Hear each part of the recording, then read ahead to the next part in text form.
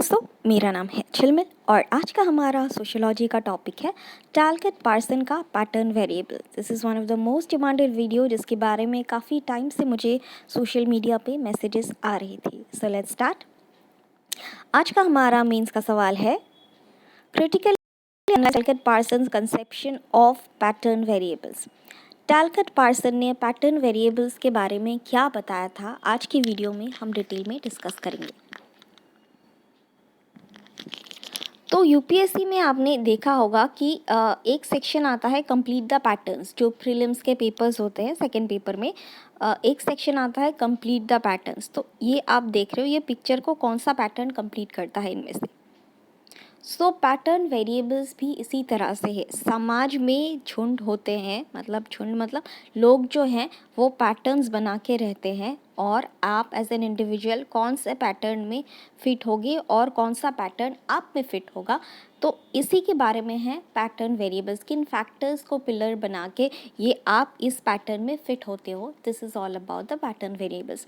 आगे हम और डिटेल में डिस्कस करेंगे और इसका मूवी रेफरेंस भी देखेंगे कि कौन सी मूवी को आप कॉन्टेक्स्ट में देख सकते हो। ठीक है। So introduction, role being the most vital element of the social system, its performance generates forces of strain or tension. हर कोई रोल प्ले करता है। कौन कहता है कि सिर्फ रोल प्ले स्टेज पे या मूवीज़ पे या थिएटर्स पे किया जाता है। हम हर इंसान जो है रोल प्ले करता ही करता है। फॉर एग्ज़ाम्पल, आप घर पे चाहे जितना मर्ज़ी स्ट्रेस्ड हो, टेंशन हो, कुटाई करी हुई हो मम्मी पापा ने, बहुत ज़्यादा टेंशन हो, लेकिन जैसे ही आप घर के बाहर निकलते हो, आप अपने ऑफिस में जाते हो, you have to be in a happy face. आपके काम में आपका घर का टेंशन नहीं आना चाहिए, आपका काम एकदम न्यूट्रल होना चाहिए। तो आप ऑफिस में एक तरह का रोल प्ले करते हो, घर में आपका जो ओरिजिनल सेल्फ है वो दिखता है, लेकिन ऑफिस में यू हैव टू वेरी एक क्लोक्ड वर्जन जो है वो आप पहनते हो। You have to play a role. Business में भी सेम थिंग है। घर पे आप चाहे जो मर्जी करो। फॉर एग्ज़ाम्पल, मैंने अभी अभी एक कमेडियन देखा था जो मैं उनका नाम नहीं बताऊंगी, वो बहुत फेमस है, टीवी पे आते हैं, आप लोग जानते ही होंगे। तो मैं उनसे मिली थी। तो वो ऐसे मतलब जब टीवी पे आते हैं, he is very Joy, very very very हमेशा पागलपंती करना, ऐसा करना, हंसाना लोगों को, उसका इस तरह का ही कैरेक्टर है उनका। लेकिन जब आप उनसे मिलोगे कि ऐसा है, उनकी लाइफ में कितनी सारी दुख है, लेकिन जब वो स्टेज पे आते हैं तो वो सारे दुख को भूल के ही एक कम्प्लीटली नया बीइंग हो जाते हैं। वो अपनी टेंशन्स को अपने घर पे छोड़ के। तो रोल प्ले हर किसी का हर कोई करता है। तो ये रोल प्ले का जो स्ट्रेन है वो हमेशा रहता है कि हाँ, हमें इस एक्सपेक्टेशन से खरे उतरना है। The extent of strain depends on the way role expectations are institutionalized in society and also on the degree to which the values of role expectations are internalized by social actor। जैसे मैंने इन comedian का नाम बताया, he is a very famous comedian, जो एक उनके नाम पे शो ही है ऑलरेडी। तो मैं उनसे रिसेंटली मुंबई में मिली थी। So being in the field of comedy, he has lots of expectations from the audience कि हाँ, ये बंदा इस टाइम पे आता है तो ये बंदा हमको हंसाएगा। तो उस पे ही उन पे ये एक्सपेक्टेशंस होती है हमेशा, चाहे उनकी पर्सनल लाइफ में झंड हुई पड़ी हो, लेकिन हमेशा उनको जो है अपनी प्रोफेशनल लाइफ में लोगों को हंसाना है, चाहे अंदर अंदर वो रोए। तो दिस रोल एक्सपेक्टेशन जो है वो हमेशा रहता है। मूवी के कंटेक्स्ट में देखें तो ये 3 इडियट्स मूवी था, जिसमें ये जो फरहान था, उनके पापा ने उनके जन्म में के टाइम पे ही बोला था कि मेरा बेटा इंजीनियर बनेगा।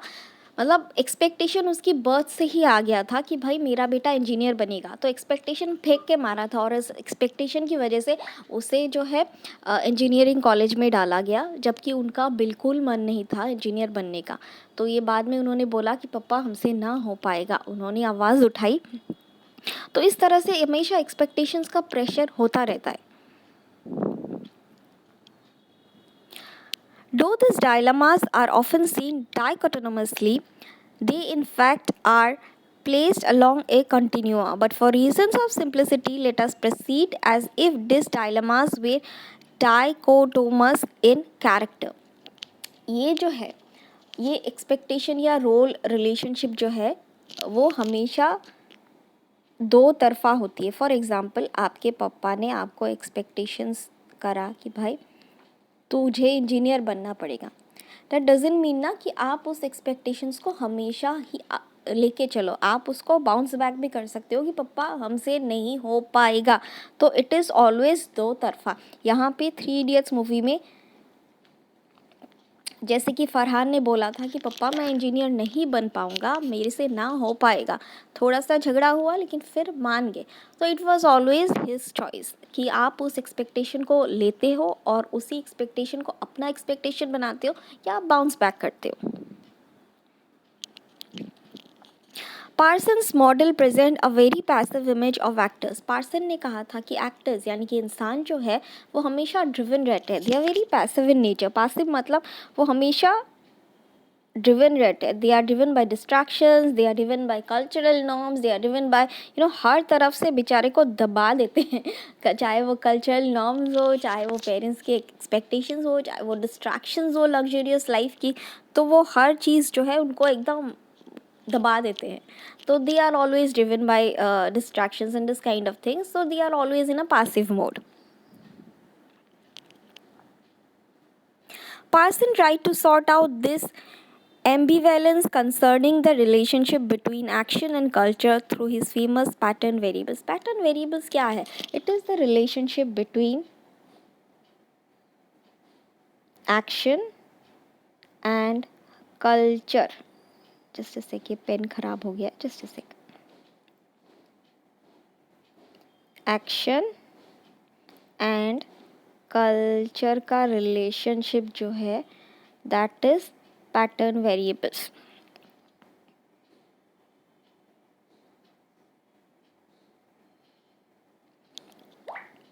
यहाँ पे एक एग्जाम्पल लेते हैं. मान लो आप किसी पार्टी में गए हो, ठीक है. आप दिस इज़ यू, आप किसी पार्टी में गए हो जहाँ पे एक तरफ है डॉक्टर्स का ग्रुप, ये डॉक्टर्स का पैटर्न, ये इंजीनियर्स का पैटर्न. मैं अपना ही एग्जांपल लेती हूँ क्योंकि मैं मेडिकल फील्ड से हूँ. तो इन दोनों ही मेरे लिए स्ट्रेंजर्स हैं. लेकिन यहाँ पे मैं देख रही हूँ दिया द डॉक्टर्स ग्रुप की डॉक्टर्स मेडिकल की बातें कर रहे हैं कि ये केस वो केस ऐसे से. यहाँ पे इंजीनियरिंग की बात कर रहा है, कुछ तो बात कर रहा है, सर के ऊपर से जा रहा है, समझ में नहीं आ रहा है. तो मैं कौन से ग्रुप में जाके बात करूँगी? बट ऑब्वियसली डॉक्टर्स के ग्रुप में ही बात करूँगी कि थोड़ा तो समझ में आएगा कि क्या बात कर रहे हैं. देन हम लोग इंटरेक्ट करेंगे, then we can be friends. लेकिन इधर मैं बैठूँगी, आई विल लाइक गूंगे बहरों की तरह बैठना पड़ेगा एंड कुछ समझ में ही नहीं आएगा वो क्या बोले, सर के ऊपर से जाएगा. वैसे भी मेरा मैथ्स वीक है. तो इस तरह जो है पैटर्न में जो है सोशल इंटरेक्शन होता है. Parson has stated that value orientation circumscribe the norms of the social system and the decisions of the personality system. Values मतलब आपकी कल्चरल वैल्यूज़ की आपकी अपब्रिंगिंग कौन से कल्चर में होती है, वो आपकी सोसाइटी, वो पर्सनालिटी को शेप करती है और आपके डिसीजन को शेप करती है. फॉर एग्ज़ाम्पल, अगर आप एक मेडिकल बैकग्राउंड की फैमिली से ही बिलोंग करते हो, आपके घर में हमेशा इस तरह की केसेस आप देखते हो, डिस्कशंस देखते हो, आप हमेशा वाइट एप्रन वाले लोग देखते हो. तो नेचुरली आपके अंदर वही कल्चर आता है. आपको हॉस्पिटल जाना वियर्ड नहीं लगता, आपको हॉस्पिटल जाना अच्छा लगता है. तो इस तरह से जो कल्चरल नॉर्म्स हैं, कल्चरल सिस्टम है, वो सोशल सिस्टम और डिसीशंस को टू इम्पैक्ट कि आप कौन सा चूज़ कर रहे हो, कौन सा फील्ड चूज़ कर रहे हो, उसको बहुत ज़्यादा इम्पैक्ट करता है. Thus, the structure of the personality and social system reflects the dominant patterns of value orientation in culture. तो इंसान की पर्सनालिटी और इंसान का सोशल सिस्टम, ये डिसीजन कि आप किस फील्ड में जाओगे, वो जो है वो आपका कल्चर बहुत ज़्यादा डिफ़ाइन करता है. आपकी अपब्रिंगिंग्स बहुत ज़्यादा डिफाइन, आप किस कल्चर में पले बड़े हो. अगर आप एकदम नेगेटिव वाले, उस तरह से मार कुटाई वाले मतलब कैसे में टेररिज्म टाइप के इस तरह के कल्चर में होते हो, तो आप कैसे जाके, मतलब rarest of the rare case होता है कि आप जाके you will be a scholar, आप वैसे ही बनोगे, जैसा देश वैसा भेष, इस तरह का है. In other words, at this stage, Parson is interested in the study of social action only insofar as it is patterned or culturally shaped. Parson ने जो है सोशल एक्शन को स्टडी किया था तभी जब वो प्रॉपर शेप में थे, प्रॉपर पैटर्न्ड थे। ऐसा नहीं कि वो इंडिविजुअलिस्ट जाके अरे ये रवि का कल्चर, रवि का नेचर कैसा है, अरे ये राज का नेचर ऐसा नहीं। वो एक प्रॉपर पैटर्न वे में एक कल्चर है कि भाई हाँ इस कम्युनिटी का कल्चर ऐसा है, तो वो उस पैटर्न में है और उस पैटर्न को वो स्टडी करते थे। ठीक है। Since social action is conceived as pattern, social interaction also gets patterned. तो यहाँ पे मैंने social interaction के बारे में बताया कि अगर आप पार्टी में जा रहे हो तो आप कौन से ग्रुप पैटर्न को चूज़ करोगे। तो इसी तरह से सोशल एक्शन जो है वो पैटर्न वे में रहता है, तो इसीलिए सोशल इंटरेक्शन भी पैटर्न में ही रहेगा। जैसे कि यहाँ पे मैंने चूज़ किया ये वाला ग्रुप, तो बट ऑब्वियसली मेरा इंटरेक्शन इसी पैटर्न में रहेगा। आगे भी मैं जाऊँगी तो इसी पैटर्न में चूज़ करूँगी। तो social action is pattern and as well as social interaction is pattern. अब तक हमने पढ़ा कि रोल रिलेशनशिप कितना ज़्यादा इम्पॉर्टेंट है। उसके बाद रोल रिलेशनशिप में एक्सपेक्टेशंस आती है और ये एक्सपेक्टेशंस स्ट्रेन क्रिएट करती है।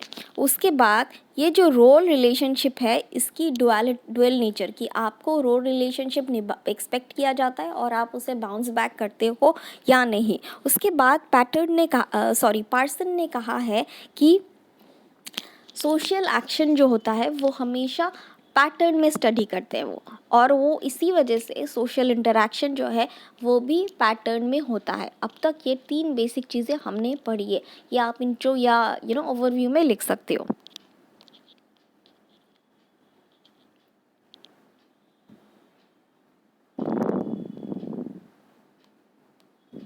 The choice is always yours. जैसे कि मैंने कहा कि आपके साथ जो भी बुरा, you can not blame others कि मेरे पे ये एक्सपेक्टेशन डाला है।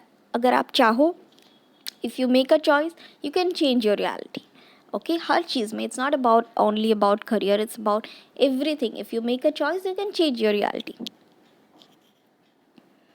Moving forward, Parson argued that though culture is patterned but not monolithically but rather dualistically.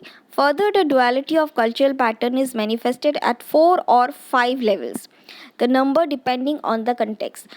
ये जो duality है, कौन सी पिलर्स होते हैं जिसकी बेसिस पे जो है कल्चरल पैटर्न्स मैनिफेस्ट होती है, कल्चरल पैटर्न्स जनरेट होते हैं, वो 5 फैक्टर्स के ऊपर होती है और ये 5 फैक्टर्स हम लोग डिस्कस करेंगे। For example, in a situation which requires an actor to choose between universalistic values or particularistic values, the actor can choose only one of them.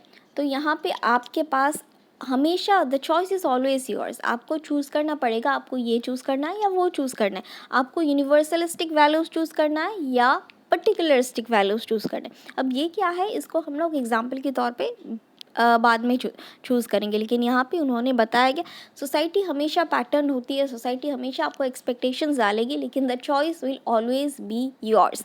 It will always be yours to choose between amongst the 2 choices. आपके पास 2 options होंगे, उन दोनों में से आपकी वो होगा कि it will be your choice कि आप किस पथ पर चलोगे। There are in all 5 pattern variables, each side of which represent one polar extreme. This pattern variable, तो यहाँ पे 5 पैटर्न वेरिएबल्स है जो कि पोल्स अपार्ट है। एक अगर ईस्ट डायरेक्शन है तो दूसरा वेस्ट डायरेक्शन है।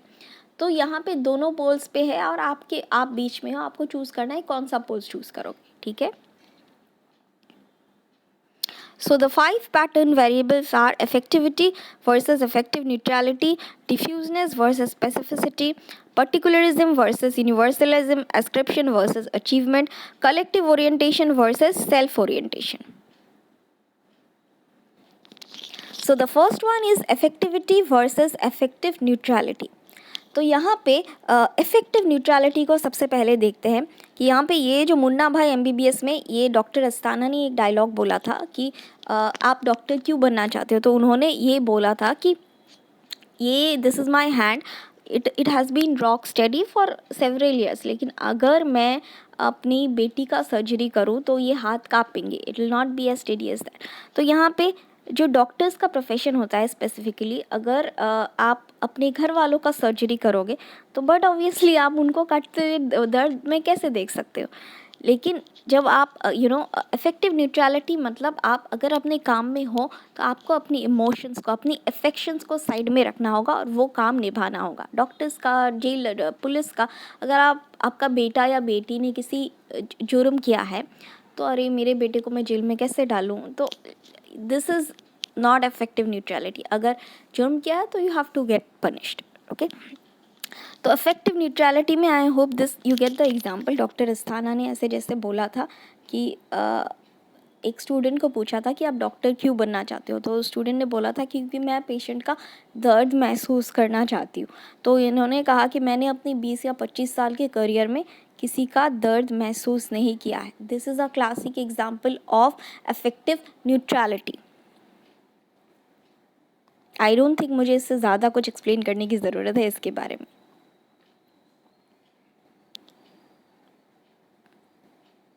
अब हम बात करेंगे इफ़ेक्टिविटी के बारे में। इफ़ेक्टिविटी मतलब मदर रिलेशनशिप्स, जिसके जो आपके क्लोज हैं, आपके मम्मी या आप भले ही चाहे बच्चा जितना मर्जी गलती कर लो, मम्मी एक थप्पड़ मारेगी लेकिन आपकी मम्मी आपका गला घोट के मार नहीं डालेगी कभी।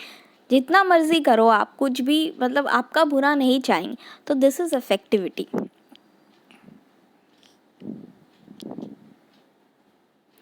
The other possibility is that actor allows his feelings and emotions to dominate his relationship with a physical or social object. उनकी feelings जो है वो इतनी रिलेशनशिप पे भारी हो जाती है विद एन ऑब्जेक्ट और विद अ पर्सन। ये अफेक्टिविटी का एग्जांपल है मदर और सन, मदर या डॉटर, या फिर आपका कोई बॉयफ्रेंड, गर्लफ्रेंड जिससे आप अटैच हो, उनका बुरा आप नहीं देख सकते हो। चाहे कुछ भी बुरा हो, कोई भी बुरा कहे, आप मतलब अंधे बहरे बन जाओगे जब अगर उनके बारे में कुछ कहा जाए तो। This is effectivity. अब हम बात करेंगे स्पेसिफिसिटी वर्सेस डिफ्यूजनेस। यहाँ पे मुझे बहुत सारे लोग बोलेंगे कि आप डॉक्टर का एग्जाम्पल बहुत देते हो। हाँ, देती हूँ क्योंकि मुझे पसंद है, मैं मेडिकल फील्ड से हूँ तो मुझे ये एग्जाम्पल्स बहुत अच्छे लगते हैं, तो इसलिए या मेरी वीडियोस में आपको मेडिकल के रिलेटेड वो बहुत ज़्यादा मिलेगा। It denotes the issue of how far-reaching obligation in an interaction situations are to be. Some social interactions, such as between doctors and patients or between buyers and sellers of goods in the market, have a very specific scope. For example, doctors and sellers and buyers, doctors and patients and buyers and sellers का example लेते हैं, ठीक है। आप market से कुछ सामान लाने गए हो, मान लो आटा लाने गए हो, ठीक है। आटा लाने जा रहे हो, you are wearing a very nice dress and your मुझे 1 kg आटा।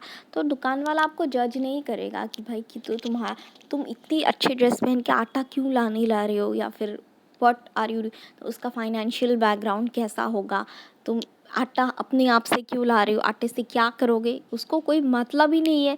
वो आपने आटा उससे लिया एंड पैसे दिए, बात खत्म। This is very specific. एक हाथ से लो, एक हाथ से दो। Same goes with the doctor. आप डॉक्टर के पास जाते हो एंड आप बोलते हो कि मेरे को सर्दी खांसी हो रही है, मेरे को दवाई दो। तो डॉक्टर गले का वो चेकअप करेगा और मतलब थोड़ा बहुत वायरल सिम्टम्स देखेगा कि हाँ ये है, तो दवाई देगा, बात ख़त्म। Doctor will not go deep into क्यों आप रात को सोते नहीं, आपका इमोशनल स्ट्रेन है, आपका ब्रेकअप हो गया इसीलिए आपका सर्दी खांसी हो रहा है, आपका ये है वो है वो। It will not B that. पूरे बॉडी को एनालाइज नहीं करेगा, आपकी पैरों में मोल है इसी वजह से आपको सर्दी खांसी हो गया, अरे आपका 10 साल पहले सर्जरी हुआ था तभी आपको सर्दी खांसी हो गया। Doctor will not analyse that the doctor will be very specific. आपको सर्दी खांसी है, ये लो मेडिसिन, काम ख़त्म, ठीक है। तो यहाँ पे स्पेसिफिसिटी मतलब it will be very specific. गले के डॉक्टर को नहीं पता कि हड्डियों में क्या चल रहा है, नहीं पूछेगा कि आपकी हड्डियाँ कैसी है, ठीक है, until unless वेरी नेसेसरी। या फिर आप गायनेक डॉक्टर नहीं पूछेगा कि आपका जो है नर्व सिस्टम कैसा चल रहा है, बोन्स कैसी फंक्शंस कर रही, बिल्कुल नहीं, उसको मतलब ही नहीं है कोई। तो ये है The doctor-patient relationship या buyer-seller relationship is very specific and it does not involve the whole aspect of the personality. उसका emotional, उसका mental, उसका financial status से उनको कोई लेना देना नहीं. On the contrary, diffuseness जो है ये denote करता है between the relationship between a person and their friends or their relatives. अरे अगर आप अपनी फ्रेंड को बोलते हो अरे यार मेरा मन नहीं अच्छा लग रहा है, मेरे को थोड़ा अच्छा नहीं लग रहा है, अजीब लग रहा है, तो ही एनालाइज अरे तेरे ऐसा बात नहीं हुआ ना, तो इसी वजह से तेरा मूड ख़राब है, इसी वजह से शायद बीमार हो गया होगा. तो he analyse your overall situation, he or she you analyse your overall situation. वो ऐसा नहीं कि स्पेसिफिक पॉइंट इस वजह से है, वो पूरी चीज़ों को एनालाइज करेंगे कि आपका फाइनेंशियल स्टेटस अभी मतलब पैसे नहीं है इसी वजह से उनका मूड ख़राब हो सकता है, या फिर उनकी मेंटल हेल्थ अभी ठीक नहीं है, इमोशनली ठीक नहीं है, इसी वजह से मूड ख़राब हो सकता है. सो द रोल रिलेशनशिप जो कि जनरल और एनकम्पासिंग, जो जनरलाइज्ड वे में होता है, वो आपके सारे क्षेत्रों को मेजर करता है. That is the diffuseness. Such role involves several aspects of the object of interaction. Some example of such role relationships are friendship, conjugal relationship, husband and wife relationships, kin of various degrees. आपका भाई बहन, आपका पति, आपके close friends, आपके वो लोग को आपके सारे स्टेटस के बारे में पता होता है कि आपका करंट मेंटल स्टेटस कैसा है, आपका फाइनेंशियल स्टेटस कैसा है, आपका इमोशनल स्टेटस, आपका फिजिकल स्टेटस कैसा है. तो इन सब को एनालाइज करके वो एक डिसीजन पे आते हैं कि हाँ इसका मूड इसी वजह से ख़राब हो सकता है. ठीक है, मान लो कभी आपका फ़ोन अभी मैं एक एग्जांपल देती हूँ. मान लो कभी आप बहुत अपसेट रहते हो तो आपके घर वाले आपके दोस्त को ही पूछेंगे अरे कुछ दिनों से ये बहुत अलग अलग लग रहा है बेटा, तुम्हें पता है क्या इसको क्या हुआ है. तो this is an example of diffuseness. Okay, क्योंकि उसके दोस्त को पता होता है. अब बात करते हैं पर्टिकुलरिज्म एंड यूनिवर्सलिज्म. यूनिवर्सलिज्म मतलब क्या होता है कि हमको पता है कि गॉड का ही एग्जाम्पल लेते हैं. हमको पता है गॉड यानी कि एक डिवाइन पावर, एक डिविनिटी, एक डिवाइन सोर्स है जिसकी वजह से ये पूरी दुनिया, ये पूरा ब्रह्मांड चलता है. एक डिवाइन सोर्स है. कोई इसको भगवान बोलता है, कोई अल्लाह बोलता है, कोई जीसस बोलता है, कोई वाहिगुरु बोलता है, कोई यूनिवर्स को प्रे करता है, कोई पेड़ पौधों को प्रे करता है, कोई एनिमल्स को प्रे करता है. लेकिन उनसे उनको मॉरल स्ट्रेंथ मिलती है, उनसे उनको एक पावर मिलता है. तो हमको पता है कि वो है, लेकिन पर्टिकुलरिज्म मतलब हर चीज़ में, हर जगह में उसका अलग रूप है. जैसे कि मैं मानती हूँ शिव भगवान को, मैं हर भगवान को अच्छे से मानती हूँ, लेकिन मेरे जो आइडल है वो शिव जी है. ठीक उसी तरह से किसी के आइडल जीसस क्राइस्ट होंगे, किसी के आइडल वाहिगुरु होंगे, किसी के आइडल श्री कृष्ण होंगे हिंदू धर्म में. तो ऐसा पर्टिकुलरिज्म है. हिंदू धर्म को या अगर आप पकड़ लो तो इतने सारे भगवान हैं, तो इट इज़ वेरी पर्टिकुलरिस्टिक. लेकिन भगवान क्या है, that is the ultimate source of power. उनके जो टीचिंग्स हैं वो बेसिकली सेम ही है, लेकिन कोई शिव जी को पूछता है, कोई कृष्ण भगवान को, कोई माता को, कोई गौ माता को. तो इतने सारे भगवान को पूछते हैं लोग.